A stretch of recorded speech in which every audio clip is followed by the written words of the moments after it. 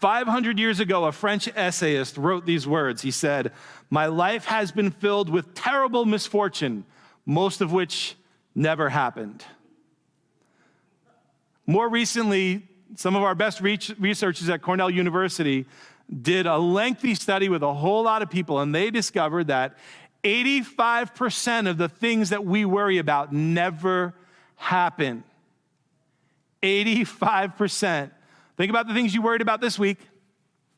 85% of those things will never happen. And I know we read that, and some of you are looking at that number and you're feeling a little relieved, like, great, 85% of the things I worry about won't happen. And then others of you who are more skilled at worrying are looking at that and saying, wait a minute, that means 15% of the things I worry about are going to happen. So here's what they discovered. Of the 15% that did happen, 79% of the people they studied discovered that it wasn't as bad as what they thought it was going to be. Or they even said that they learned something really valuable from going through the experience. And someone did the math on this and concluded that it means that 97% of the things we worry about, 97% of our worrying is completely baseless because it's just not going to happen or it's not going to be that bad. And so 90% of our worrying is nothing more than our fear torturing us. And 100% of worrying does 0% to change anything, right? A stress expert talking about this said, that quote from that French essayist makes people laugh, but he says, listen, a worried mind means a chronically stressed brain, and chronic stress generates serious problems. The hormones that stress and worry dump into your system, here's what they do. They shrink brain mass. They lower your IQ. They make you prone to heart disease and cancer and premature aging. They predict marital problems, family dysfunction, and depression, and they make seniors more likely to develop dementia and Alzheimer's. And then he said this, if we could get a handle on the worry and stress that habitually, incessantly, and often unconsciously seizes hold of our mind, we would greatly increase the odds of living longer, happier, healthier, and more successful life. So, how do we combat worry? You can try to stop worrying by denying the realities of pain and trouble. The younger we are, the better we are at this. We don't realize anything bad could ever happen to us.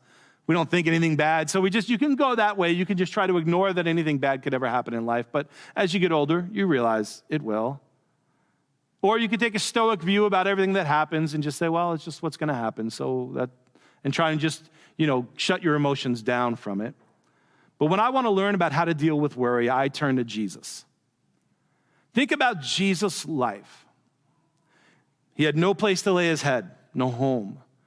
People were constantly pressing him to do things for him. Jesus, heal my this. Jesus, heal my kids. Jesus, so-and-so is dead. Can you raise him to life again?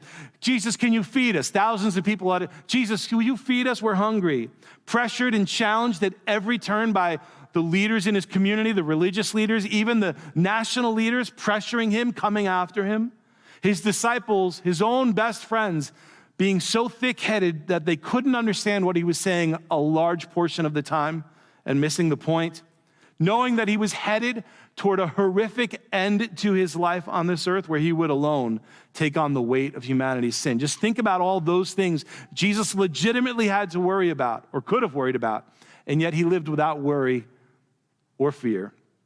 You think maybe, just maybe, we could learn something about overcoming worry from Jesus? So last week we said we were going to be looking at and focusing on three kinds of worry or three different flavors of worry, right? We said there's the future worry about our eternity, and we talked about that last week. And we said there's also my worry about my tomorrow, the immediate future, and tomorrow and beyond. And then there's worry about our present day, what's happening right now. And today I want to read you an encounter that Jesus had with someone who wanted Jesus to help him with something he was worried about. And let's see what kind of flavor we're dealing with today, what kind of flavor of worry. So this is in Luke chapter 12. We're going to start in verse 13. There's crowds of people gathered around Jesus. They're pressing in on him. And this is what happens. Someone in the crowd yells out, "Teacher, tell my brother to divide the inheritance with me." And Jesus replies, "Man, who appointed me a judge or an arbiter between you?" And then he said to all of them, watch out. Be on your guard against all kinds of greed. Life does not consist in an abundance of possessions. And then he told them this parable. He said, the ground of a certain rich man yielded an abundant harvest. And he thought to himself, what should I do? I have no place to store my crops. There's too many. And then he said that this is what I'll do. I'll tear down my barns, I'll build bigger ones. And there I'll store my surplus grain, and I'll say to myself, you have plenty of grain laid up for many, many years. Take life easy, eat, drink, and be merry. So what kind of worry did that young guy have, complaining, help him tell my brother to give me my part of the inheritance? He was worrying about his tomorrows, his future. He was worrying about what was going to come, because if he doesn't get his inheritance, he has no land, he has nothing to work, he has no job, no income. He needs that inheritance to secure his tomorrows. So he's got what he needs going down the road. If he doesn't get that, he's worried about what might happen. He can only imagine, and he's worrying. But how does Jesus' parable answer that worry that this guy expresses and asks for help with? What kind of answer is this? Because Jesus essentially answers him by saying, watch out for the kind of greed that worry causes. Watch out for the kind of greed that worry causes. Let's look at it more closely. This man, this rich man in the parable, he owns a farm. And one year that farm produces more than it had ever produced before, more than he could even imagine. It's a bumper crop, we'd call it today. Enough to set him up for life. And he's like, well, what do I do with all this stuff? And if you and I are going to connect with what Jesus is saying in this parable here, here's what I need you to do. I want you to imagine that something happens tomorrow where you inherit or win or find and discover, not steal, enough money to set you up for life. Just imagine that right now. Imagine something happens that sets you up for life.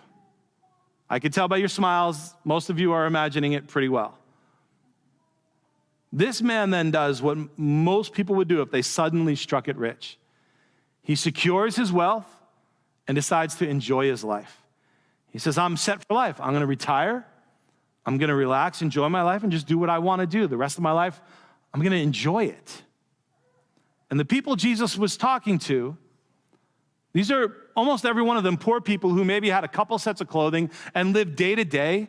Every one of them who heard Jesus tell this parable would have thought, man, if only that was me. If only that was me, that I could just suddenly tomorrow have enough that I am set for life. Oh, I would enjoy that so much. Imagine how much I could relax. Even you and I today. Even though, if you think about it and compare ourselves to all the people who've ever walked the planet, we would be among the richest people who ever walked the planet. Regardless of how much money you sitting here today have, all of us would fall into the category of some of the richest people who've ever walked the planet.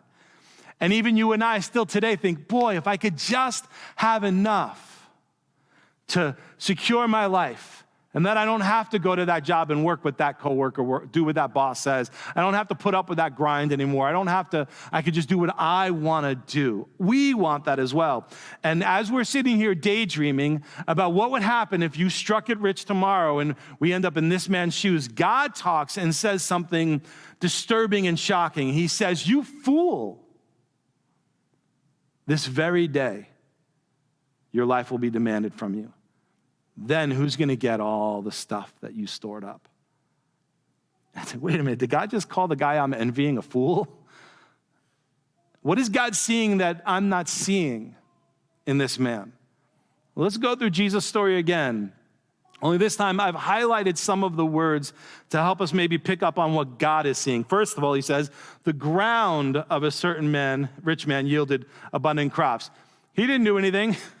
The ground yielded the crops. He didn't make that. The ground, Jesus points to. The ground yields the crop. And then he thought to himself. He didn't talk to God. He didn't talk to family or anybody else. He said, what shall I do? I have no place to store my crops. And then he said, not to anybody else, just to himself, this is what I'll do. I will tear down my barns and build bigger ones, and there I will store my surplus of grain, and I'll say to myself, self, you've got all you need for the rest of your life. Take it easy, eat, drink, and be merry. Did you catch it that time? This is why Jesus said to watch out for all different kinds of greed, in particular, in this case, the kind of greed that arises from worrying about our tomorrows and trying to secure them.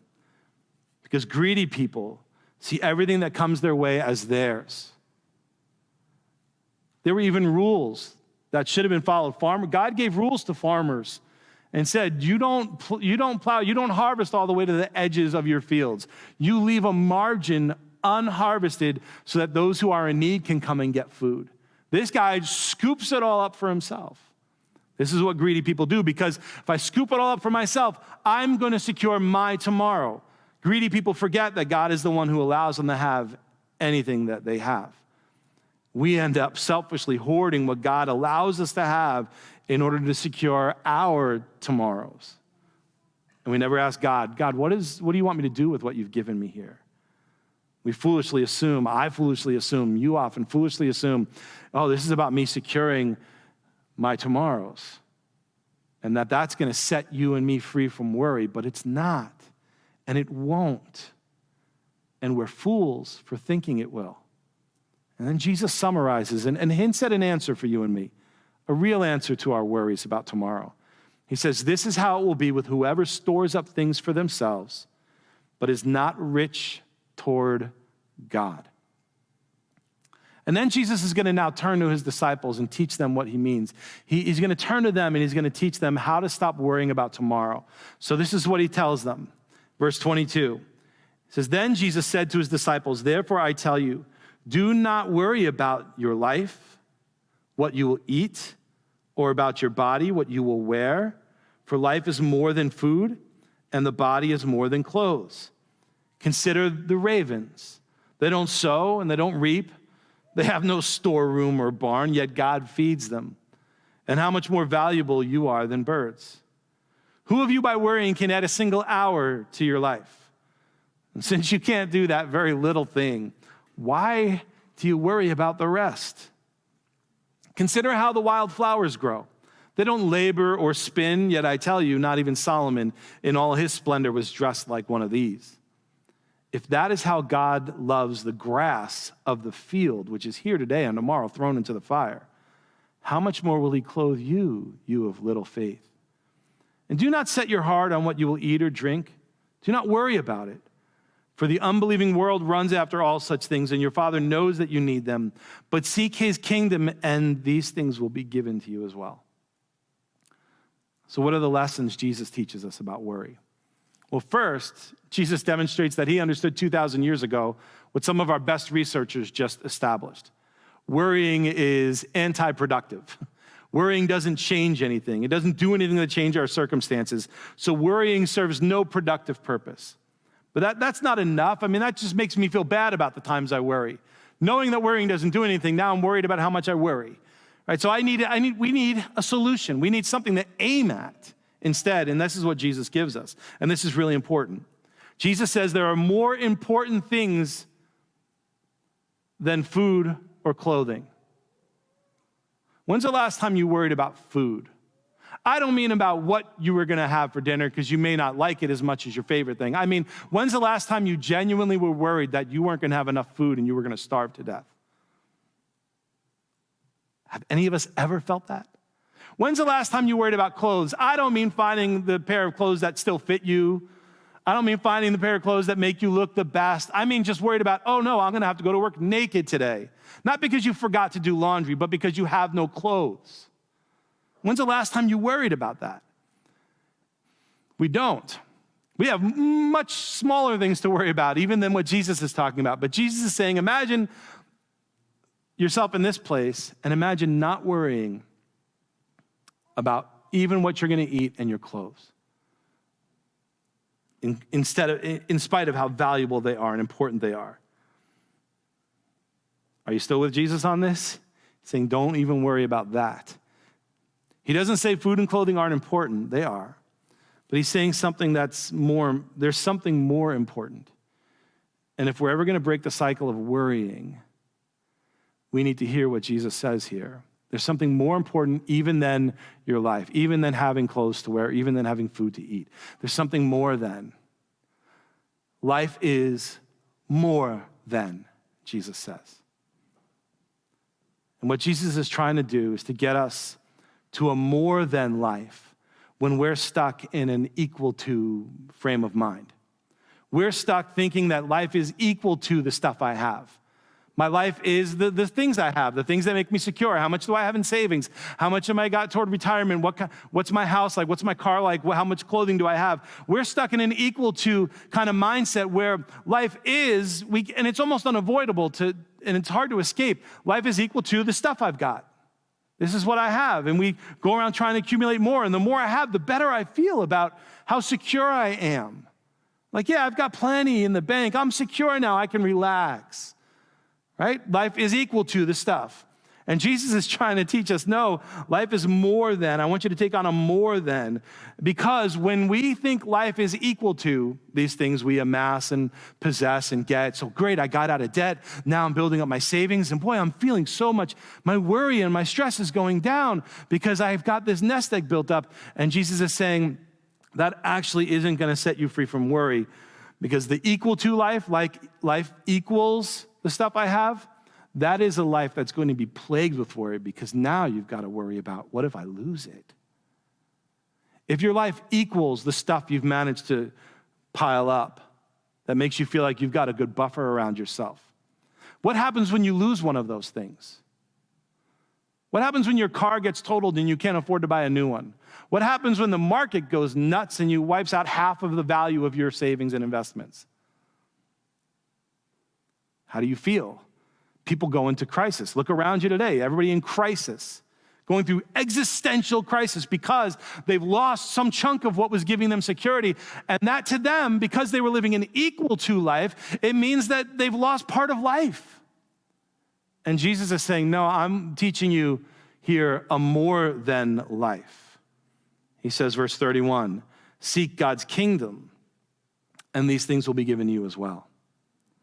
Pour your resources, your time, your energy, your money, your intellect, your emotion, all of it, invest it into God's kingdom and trust God to provide for the things you need, not everything you want, but the things you and I need.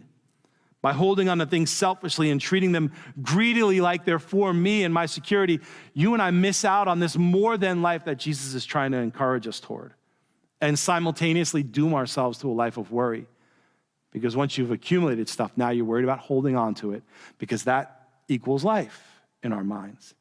And Jesus is saying, no, I want you to see life as more than those things.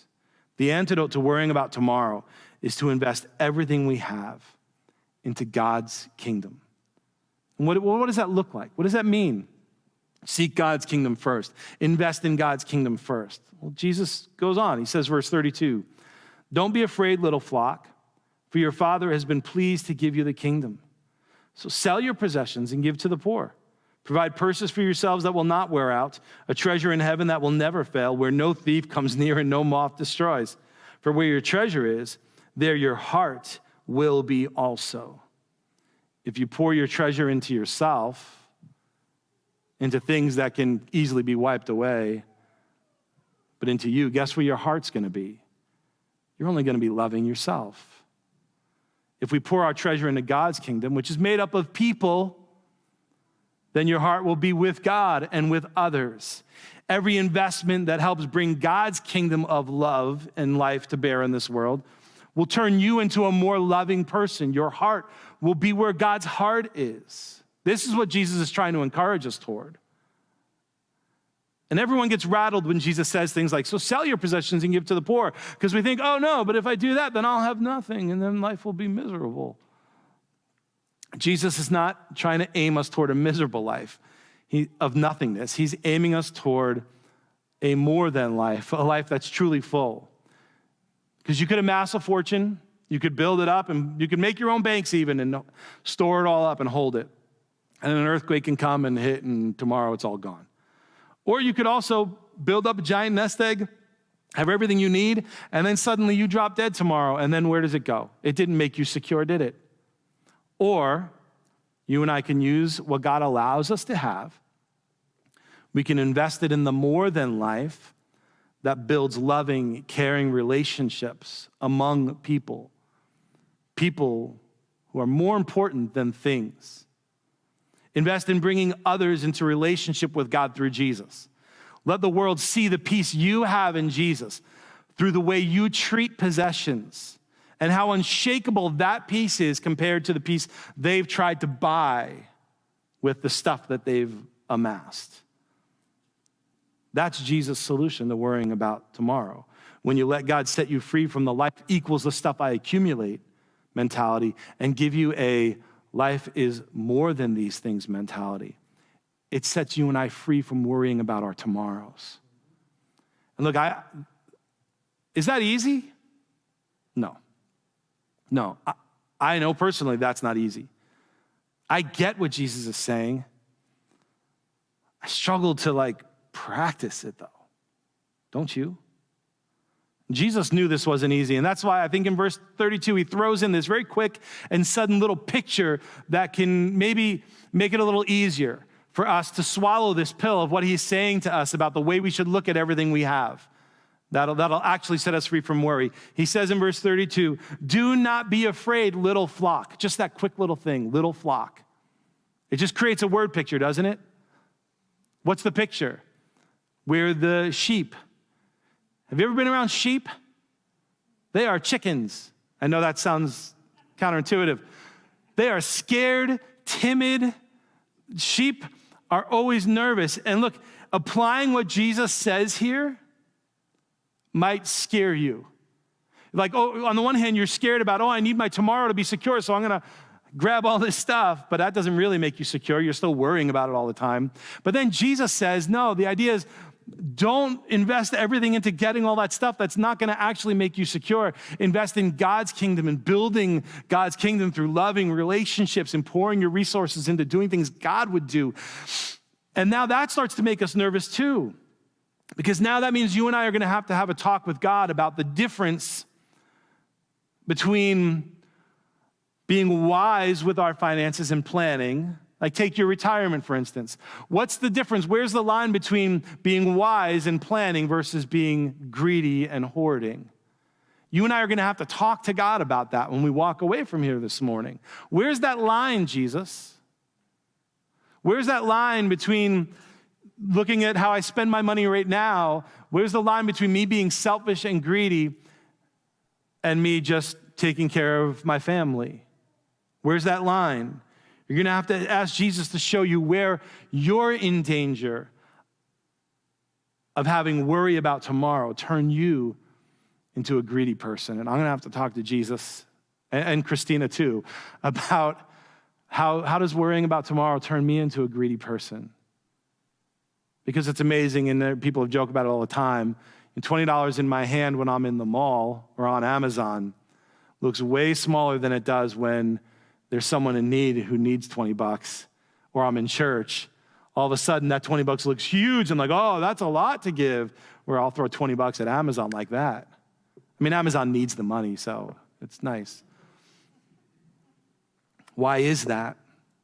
Why does my desire for things that are going to make me feel secure, because I'm worried about my tomorrows, why does it turn you and me into greedy people? We got to talk to him about that. And if that doesn't scare you a little bit and shake you up a little bit, then you're probably not completely understanding what Jesus is saying. It should challenge every one of us about the way we handle not just our money, but everything we have, my time, my energy, my affections, all of it. But I want you to remember too at the same time how this picture, when he says little flock, how that can give you and me real comfort as we face this challenge in front of us. I want you to remember how, I don't know how many of you have ever been around shepherds today. Mostly, we picture it today, you drive the sheep where you want them to go. Back then, the way they did it was different. They led the sheep. The shepherd went ahead of the sheep and the sheep followed. They walked in front of them. And what Jesus is calling them the picture, and what Jesus is doing in that very moment as he said this, is he is leading the way by doing the very thing he's telling them and us to do. The good shepherd leads the way. Remember all that Jesus gave up in order to come and save you and me. Remember how Jesus is God and gave up all his privileges as God to become like you and me. And not just like you and me, but to suffer and die in the worst possible way at our hands. Consider all that Jesus gave up as he emptied himself of everything and walked through the valley of the shadow of death, leading the way for you and me to follow and find God's pastures and still waters. Jesus invested his entire self in the kingdom of God. All he had, he laid his life down in love for us.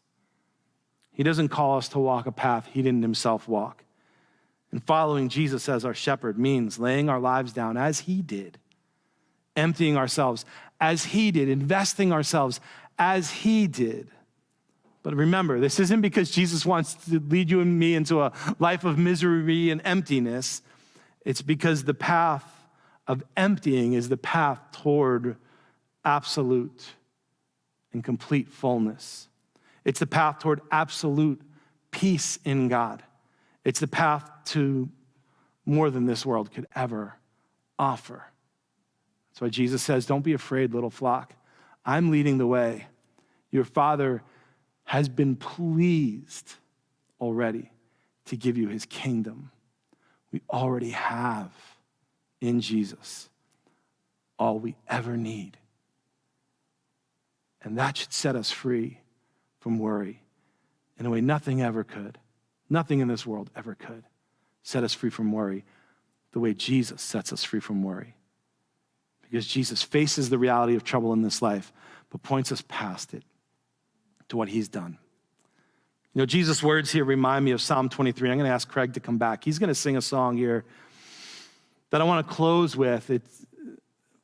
But as he comes, we're going to start by reading Psalm 23. We're going to start to end by reading Psalm 23. Psalm 23 is perhaps the ultimate anti-worry prayer song.